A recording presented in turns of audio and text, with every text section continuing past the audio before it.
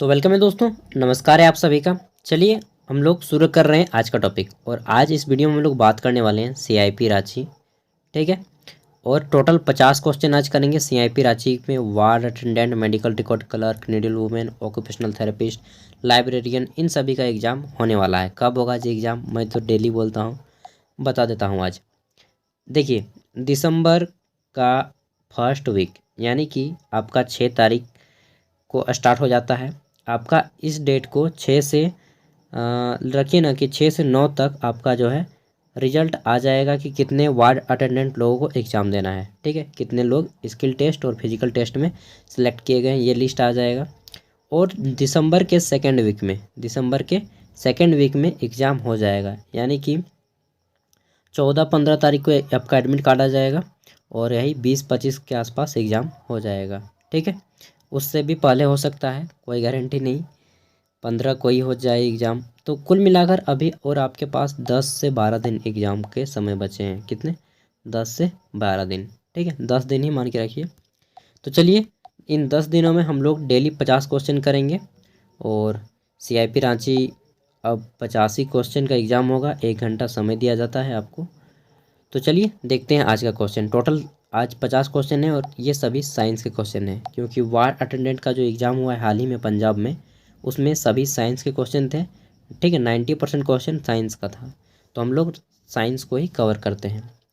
Question है कि berry रोग किस विटामिन की कमी से होता है? तो दोस्तों, बेरी रोग हम लोग बचपन से ही पढ़ते आ रहे हैं, विटामिन B1 की कमी से होता है। विटामिन B1 का रासायनिक नाम क्या होता है? तो विटामिन ए को रेटिनॉल, विटामिन बी को थायमिन बोलते हैं। ठीक है, आगे देखते हैं। क्वेश्चन नंबर 2, इसमें पूछा गया है कि स्टार्च से क्या संबंधित है? स्टार्च से क्या संबंधित है? देखिए 4 ऑप्शन में है। तो स्टार्च किसे बोलते हैं? तो ग्लूकोज का एक रूप होता है। ठीक है, ऑप्शन 1 इसका राइट आंसर हो जाएगा, ग्लूकोज। ग्लूकोज का अनुसूत्र क्या होता है? तो ग्लूकोज का फॉर्मूला होता है C6H12O6। इसको भी आप चाहें तो नोट कर सकते हैं। क्वेश्चन नंबर 3 देखते हैं। इसमें पूछा गया है कि स्कर्वी रोग किस विटामिन की कमी से होता है? स्कर्वी जो रोग होता है यह होता है विटामिन सी की कमी से। ठीक है, आगे देखते हैं। और विटामिन सी का रासायनिक नाम क्या है? तो एस्कॉर्बिक एसिड इसको बोलते हैं। स्कर्वी भी होता है, एस्कॉर्बिक एसिड इसका रासायनिक नाम भी होता है। क्वेश्चन नंबर 4 है कि पेप्सिन होता है। तो पेप्सिन क्या होता है दोस्तों? एक प्रकार का यह जो है एंजाइम होता है। पेप्सिन एंजाइम पाया जाता है हमारे बॉडी में। ठीक है, क्वेश्चन नंबर 5 है कि वह कौन सा तत्व है जो दंत में इनेमल को कठोर बनाता है? तो हमारे दांत में इनेमल जो हम बोलते हैं, दांत का एनामिल, इसको कठोर कौन बनाता है? इसमें कैल्शियम फास्फोरस का बना होता है और कठोर बनाता है फ्लोरीन। ठीक है, कठोर बनाने का काम करता है फ्लोरीन, लेकिन बना किसका होता है? कैल्शियम और फास्फोरस का, और कठोर बनाता है फ्लोरीन। तो इसका राइट आंसर हो जाएगा फ्लोरीन। ठीक है, 1 पे मत टिक लगा दीजिएगा। क्वेश्चन नंबर 6, इसका क्वेश्चन है कि जनन क्षमता में कमी किस विटामिन की कमी होने से होता है? तो दोस्तों, अगर आपके बॉडी में विटामिन ए की कमी हो जाएगी तो आप हो सकता है बांझपन का शिकायत आ जाए। ठीक है, ऑप्शन डी इसका राइट आंसर हो जाएगा, विटामिन ए। विटामिन ई को इंग्लिश में टोकोफेरोल बोलते हैं। आगे देखते हैं क्वेश्चन नंबर 7। तो इसमें पूछा गया है कि विटामिन की खोज किसने की? तो दोस्तों, विटामिन की इन्वेंशन जिस वैज्ञानिक ने किया उनका नाम था सी फंक। फंक ने विटामिन की खोज की है। आगे देखते हैं। क्वेश्चन है कौन सा कार्बोहाइड्रेट मोनोसेक्राइड है? तो दोस्तों, एक होता है डाइसेक्राइड, एक होता है मोनोसेक्राइड। तो मोनोसेक्राइड कौन है? ग्लूकोज और फ्रक्टोज यहाँ पे मोनोसेक्राइड है। ठीक है, आगे देखते हैं। क्वेश्चन नंबर 9, इसमें पूछा गया है कि निम्नलिखित में से कौन सा डाइसेक्राइड है? अब देखिए, डाइसेक्राइड कार्बोहाइड्रेट इनमें से कौन सा है? तो माल्टोज जो है डाइसेक्राइड कार्बोहाइड्रेट है। नेक्स्ट है क्वेश्चन नंबर 10। इसमें पूछा गया है कि निम्नलिखित में से कौन सा दुग्ध प्रोटीन है, यानी कि दूध में पाए जाने वाले प्रोटीन का नाम क्या है? तो दोस्तों, दूध में जो प्रोटीन पाया जाता है उसको बोलते हैं केसिन, और इसको पचाने में सहायता करता है ये रेनिन। ठीक है, क्वेश्चन है 11 नंबर। इसमें पूछा गया है कि किस विटामिन को हार्मोन भी कहते हैं? तो दोस्तों, विटामिन डी को हार्मोन भी कहा जाता है। ठीक है, और विटामिन डी हमें कहाँ से प्राप्त होता है? तो सूर्य की रोशनी से प्राप्त होता है विटामिन डी। आगे देखते हैं क्वेश्चन नंबर 12। पूछा गया है कि रेनिन का स्रावन करने वाला अंग कौन सा है। तो दोस्तों ये जो रेनिन है यह हमारे आमाशय से स्रावित होता है। आमाशय यानी कि सिंपल समझ लीजिए पेट। आमाशय की जो आकृति होती है वह अंग्रेजी के जे आकार की होती है और यही दूध को पचाने का काम करता है। क्वेश्चन है डार्विन का सिद्धांत क्या था। तो डार्विन ने जो सिद्धांत दिया था, चार्ल्स डार्विन ने, सिद्धांत क्या था? प्राकृतिक चयनवाद का सिद्धांत, principle of natural selection English में बोलते हैं। ठीक है, यह सिद्धांत दिया था डार्विन ने। अच्छा, बहुत से लोगों का कमेंट होता है कि आप इंग्लिश में पढ़ाते नहीं हैं भैया। तो देखिए दोस्त, आप लोग मुझे सबसे पहली बात कि सर कहना बंद कर दीजिए। मैं आप ही लोग की एज का हूँ, तो मुझे दोस्त बोलिए, ज़्यादा बेटर रहेगा, या फिर भैया बोल सकते हैं। तो इंग्लिश में मैं इसलिए नहीं कराता क्योंकि ज़्यादातर जो क्वेश्चन रहेंगे ना, मतलब बच्चे हैं वो 90% हिंदी बैकग्राउंड के बच्चे हैं और एग्ज़ाम आपका हिंदी और इंग्लिश दोनों में होगा। तो कोई कम टेंशन की बात नहीं है, दोनों भाषाओं में पेपर रहेगा। आप जिसमें कंफर्टेबल होंगे आंसर दे सकते हैं और समझने के लिए हम लोग हिंदी का ही प्रयोग करेंगे। लेकिन मुझे मालूम है कि साउथ इंडिया के भी बहुत से लोग फॉर्म को अप्लाई किए हैं, स्पेशली केरल से, ठीक है, और झारखंड से। 2 स्टेट सबसे ज़्यादा अप्लाई किए हैं, केरल और झारखंड। झारखंड का सबसे ज़्यादा है, उसके बाद है केरल का। 14 नंबर क्वेश्चन है कि वन पारिस्थितिकी तंत्र में हरे पौधे कैसे होते हैं। तो वन पारिस्थितिकी तंत्र में हरे पौधे क्या होते हैं?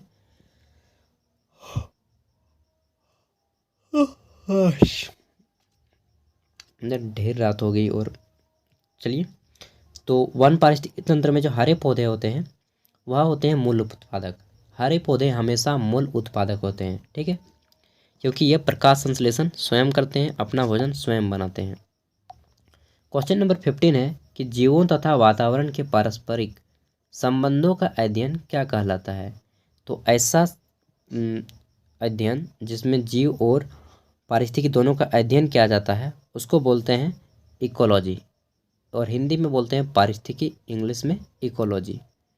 16 नंबर क्वेश्चन है कि उत्परिवर्तनवाद प्रस्तुत किया, किसने प्रस्तुत किया। तो दोस्तों उत्परिवर्तनवाद जो है यह सिद्धांत डी वरिज ने प्रस्तुत किया था। डी वरिज एक लोग बोल सकते हैं कि जीव वैज्ञानिक थे। क्वेश्चन है कि पैलियोंटोलॉजी किसका अध्ययन है। पैलियोंटोलॉजी में किसका अध्ययन किया जाता है। तो दोस्तों पैलियोंटोलॉजी में जीवाश्मों का अध्ययन किया जाता है। किसका? जीवाश्मों का। नेक्स्ट है 18 नंबर की डायनासोरों का सुनहरा काल किस महाकल्प को कहते हैं। तो डायनासोर जितने हैं वो ये तो अब नहीं रहे, लुप्त प्राय सरीसृप हो गए हैं। तो इनका जो सुनहरा काल था यह किस काल में पाए जाते थे। दोस्तों ये मीसोजोइक काल में पाए जाते थे, ठीक है, मीसोजोइक काल। 19 नंबर क्वेश्चन है कि जीवन की उत्पत्ति किस काल में हुई थी। तो जीवन की उत्पत्ति हुई थी किसमें? प्री कैम्ब्रियन में, ठीक है, प्री कैम्ब्रियन काल में हुई थी जीवन की उत्पत्ति। और सबसे पहला जीव जो हमारी पृथ्वी पर आया था वह था सोमाल, ठीक है दोस्त। आगे बढ़ें, क्वेश्चन नंबर 20। इसमें पूछा गया है कि निम्नलिखित में से कौन आधुनिक मानव का सबसे निकट संबंधी है। तो दोस्तों आधुनिक मानव जो है सबसे ज़्यादा मैच किससे करता है? हमारा गोरिल्ला से, ठीक है, गोरिल्ला। अगर ऑप्शन में अगर आपको चिंपांजी मिले तो वही मार दीजिएगा, दोनों का मतलब लगभग सेम होता है, ठीक है। तो ऑप्शन बी, कभी कभी चिंपांजी ऑप्शन में रहता है। आगे देखते हैं नेक्स्ट क्वेश्चन। तो पूछा गया है कि हीमोग्लोबिन में कौन सी धातु पाई जाती है। तो दोस्तों हीमोग्लोबिन जो हमारे ब्लड में पाया जाता है, ठीक है, इसमें कौन सी धातु पाई जाती है? इसमें आयरन यानी कि लोहा हमारे ब्लड में पाया जाता है। ऑप्शन सी इसका राइट आंसर हो जाएगा, आयरन, Fe। नेक्स्ट देखते हैं तो क्वेश्चन नंबर 22। इसमें पूछा गया है कि एबी रुधिर वर्ग के व्यक्ति का रुधिर किसको दिया जा सकता है। अगर AB किसी ब्लड, मान लीजिए आपका ब्लड ग्रुप AB है, ठीक है, AB पॉजिटिव है, नेगेटिव है, कुछ नहीं बोला गया है, तो जो भी है AB है और आपका ब्लड किसको दे सकते हैं। तो दोस्तों आप केवल और केवल AB को ही दे सकते हैं ब्लड, ठीक है, इसके अलावा और किसी से नहीं दे सकते। लेकिन जब लेने की बात रहेगा तो आप सभी से ले लेंगे, चाहे कोई भी हो। तो AB नेगेटिव जो होता है, AB माइनस, AB नेगेटिव, वह यूनिवर्सल एक्सेप्टर होता है, यानी कि सभी को ब्लड ले सकता है। ठीक है। 23 नंबर क्वेश्चन है कि निम्नलिखित में से लिंग संलग्न रोग है, यानी कि ऐसा कौन सा डिजीज है जो बाय सेक्स के द्वारा फैलता है। तो देखिए 4 ऑप्शन में है, यह आपका राइट आंसर हो जाएगा वर्ण अंधता, कलर ब्लाइंडनेस। यह आपका लिंग संलग्न रोग होता है। ठीक है। और इसके कुछ सिचुएशन होते हैं, मैं किसी दिन वीडियो में आपको ये भी डिस्कस कर दूंगा। 24 नंबर क्वेश्चन है कि विलियम हार्वे किसकी खोज के लिए प्रसिद्ध है। तो विलियम हार्वे दोस्तों रक्त परिसंचरण तंत्र, ये हमारा राइट आंसर हो जाएगा option C. Blood circulatory system जो होता है विलियम हार्वे ने खोज किया था। ठीक है। आगे बढ़े नेक्स्ट क्वेश्चन की ओर। 25 पूछा गया है कि कौन सा अंग रोगाणुओं का विनाश करता है तथा शरीर का पुलिस रक्षक कहलाता है। तो शरीर का पुलिस रक्षक कौन सा कहलाता है, इसका राइट आंसर हो जाएगा आपका टॉन्सिल। ठीक है, टॉन्सिल राइट आंसर हो जाएगा। आगे देखते हैं क्वेश्चन नंबर 26। इसमें पूछा गया है कि मनुष्य में मादा अस्पष्ट युग्मनज का संघटक क्या होता है। तो देखिए जब बेबी मतलब आपका जब भी बच्चा होता है तो अगर लेडीज़ फीमेल होता है तो इसका कौन सा संगठन होगा। देखिए विच कंडीशन में आपका 22 तो ऑटोसोम होते हैं, 22 जो क्रोमोसोम होते हैं वो ऑटोसोम होते हैं, उसमें प्लस एक्स आ गया पिता का, तो एक्स तो पिता का आ गया। ठीक है। और माता में दोनों एक्स एक्स ही होते हैं, तो एक इधर से आ गया एक इधर से, विच कंडीशन में आपका फीमेल यानी कि लड़की होता है। और अगर पिता का गुणसूत्र वाई आ जाता है तो बॉयस होता है। ठीक है। 27 नंबर क्वेश्चन है कि पिता ए रुधिर वर्ग और माता बी रुधिर वर्ग की हो तो संतान में कौन सा रुधिर वर्ग हो सकता है। यानी कि पिता का ब्लड ग्रुप ए है और माता का ब्लड ग्रुप बी है, तो बच्चे में कौन सा ब्लड ग्रुप हो सकता है। दोस्तों ऐसे कंडीशन में जो है आपका संतान के किसी भी ब्लड ग्रुप में हो सकता है, ए भी हो सकता है, बी भी हो सकता है, ओ भी हो सकता है, ए बी भी हो सकता है, चारों ब्लड ग्रुप हो सकते हैं। ठीक है। और ब्लड ग्रुप की खोज किसने की थी, तो लैंडस्टेनर ने, कार्ल लैंडस्टेनर ने ब्लड ग्रुप की खोज की थी। 28 नंबर क्वेश्चन है कि सार्वत्रिक रुधिर दाता रक्त ग्रुप किसे कहते हैं। ठीक है, यानी कि यूनिवर्सल डोनर जो सभी को खून दे सकता है तो उसको बोलते हैं ओ नेगेटिव। केवल यहाँ पे ओ लिखा है, आप लोग नोट करके लिख सकते हैं कि ओ नेगेटिव जो होता है यूनिवर्सल डोनर होता है, सभी को खून दे सकता है। जब लेने की बात आई तो केवल ओ से ले सकता है। ठीक है। क्वेश्चन है कि RH कारक की खोजकर्ता कौन है। तो ब्लड में RH फैक्टर होता है, जैसे हम लोग बोलते हैं ना कि AB पॉजिटिव, AB नेगेटिव या फिर O पॉजिटिव, O नेगेटिव, तो ये जो पॉजिटिव और नेगेटिव है ना इसी को RH फैक्टर बोलते हैं। ठीक है। और ये RH फैक्टर की खोज की थी किसने, तो लैंडस्टीनर और विनर ने खोज किया था। ऑप्शन डी इसका राइट आंसर हो जाएगा, लैंडस्टीनर और विनर। और यह नाम एक बंदर के से लिया गया था। ठीक है, किस जीव से लिया गया था, तो बंदर से। 30 नंबर क्वेश्चन है कि सूत्री विभाजन के बीच किस अवस्था में सूत्री विभाजन के बीच किस अवस्था में गुणसूत्र विपरीत ध्रुवों की ओर गति करते हैं। तो किस अवस्था में विपरीत ध्रुवों की ओर गति करते हैं, देखिए एनाफेज अवस्था में विपरीत ध्रुवों की ओर गति करते हैं। ऑप्शन डी इसका राइट आंसर हो जाएगा। आगे देखते हैं 31 नंबर क्वेश्चन। इसमें पूछा गया है कि वृद्धि वलय किसकी क्रिया से बनते हैं। जो वृद्धि वलय बनते हैं वह बनते हैं कैम्बियन की क्रिया से। ऑप्शन 1 इसका राइट आंसर हो जाएगा, कैम्बियम। आगे देखते हैं 32 नंबर क्वेश्चन। इसमें पूछा गया है कि अनिषेक फल वह फल है जिसमें होता है। तो अनिषेक फल वह फल होता है जिसमें क्या होता है, तो दोस्तों जिसमें आपका बिना निषेचन और बिना परागन के जो फल बनता है उसको हम लोग अनिषेक फल बोलते हैं। ठीक है, जो बिना निषेचन और बिना परागन या फिर बिना परागन और बिना निषेचन के जो फल बनता है, फ्रूट बनता है, उसको हम लोग पार्थेनियोकार्पी फ्रूट बोलते हैं। ठीक है, पार्थेनियोकार्पी फ्रूट हिंदी में अनिषेक फल। आगे देखते हैं 33 नंबर क्वेश्चन। इसमें पूछा गया है कि परागकण क्या है। तो परागकण किसका एक भाग है, तो यह नर बीजाणुविद या नर युग्मक या मादा युग्मविद या मादा किसका एक भाग है, तो इसका राइट आंसर हो जाएगा यह नर युग्मविद का एक भाग है। ठीक है, परागकण और परागकश होता है मादा युग्मविद का। तो इसका राइट आंसर हो जाएगा नर युग्म विद। 34 नंबर है कि आवृत्ति बीजी पादपों में भ्रूणपोष प्रायः कहाँ होता है। तो जिन पादपों में आवृत्ति बीजी होते हैं उनमें भ्रूणपोष प्रायः कहाँ होता है, वे मतलब कैसे होता है ये होना चाहिए, तो वे त्रिगुणित भ्रूणपोष वाले पाए जाते हैं। ठीक है। 35 नंबर क्वेश्चन है कि बीज किससे बनता है। बीज किससे बनता है, तो बीज जो होते हैं वे बीजांड से बनते हैं या बीजांड में बनते हैं। ठीक है।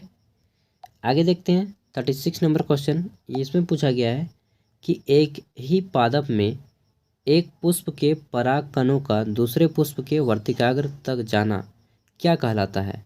तो दोस्तों यह विभिन्न, कभी पक्षी लेके चला जाता है तो कभी हवा के माध्यम से चला जाता है, जो भी हो एक जगह से दूसरे जगह जाना, इसको बोलते हैं गिटोगैमी, गिटनोगैमी। ठीक है, गिटनोगैमी।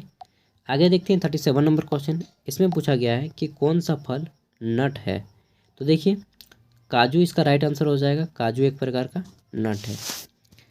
नेक्स्ट है 38 नंबर क्वेश्चन। पूछा गया है कि नारियल में खाने योग्य भागों को क्या बोलते हैं। तो नारियल का हम लोग भ्रूणपोष खाते हैं। ठीक है, कौन सा भाग खाते हैं, भ्रूणपोष। आगे देखते हैं 39 नंबर क्वेश्चन। तो पूछा गया है कि एक सच्चा फल क्या है, एक ट्रू फ्रूट क्या होता है। तो दोस्तों जब भी ट्रू फ्रूट की बात आती है तब हम लोग उसे ट्रू फ्रूट बोलते हैं जो निषेचित एवं विकसित अंडाशय होता है, जिसमें निषेचित एवं विकसित अंडाशय पाया जाता है। आगे देखते हैं 40 नंबर क्वेश्चन। इसमें पूछा गया है कि कटहल में मांसल खाने योग्य भाग कौन सा होता है। तो कटहल में जो मांसल खाने योग्य भाग होता है उसको बोलते हैं सहपत्र और परितल पुंज, सहपत्र और परितल पुंज। ठीक है। 41 नंबर क्वेश्चन देखते हैं। इसमें पूछा गया है कि अधिकांश पादप वायरस में जेनेटिक पदार्थ है, क्या होता है। तो अधिकांश पादपों में वायरस में जेनेटिक पदार्थ क्या होता है। दोस्तों इनमें जेनेटिक पदार्थ होता है RNA। ठीक है, और अगर ह्यूमन में बात किया जाए, एनिमल में, तो इसमें होता है DNA। क्वेश्चन है कि जंतु वायरस में आनुवांशिक पदार्थ क्या होता है। तो अभी हमने बताया इसमें DNA होता है। ठीक है। अगला क्वेश्चन है, और DNA का फुल फॉर्म क्या होता है, डीऑक्सीराइबोस न्यूक्लिक एसिड। क्वेश्चन है कि प्रतिजैविक औषधि, जिसको हम लोग एंटीबायोटिक बोलते हैं हिंदी में, यह किससे मिलती है। तो दोस्तों मैक्सिमम जो एंटीबायोटिक औषधि है यह आपको किससे मिलती है, यह मिलती है जीवाणु से, इंग्लिश में हम लोग बोलते हैं बैक्टीरिया से। ठीक है, और बैक्टीरियल इन्फेक्शन डिजीज को दूर करने के लिए हम लोग एंटीबायोटिक लेते हैं, जैसे कि टाइफाइड को दूर करने के लिए एंटीबायोटिक लेते हैं, एजिथ्रोमाइसिन ले सकते हैं आप।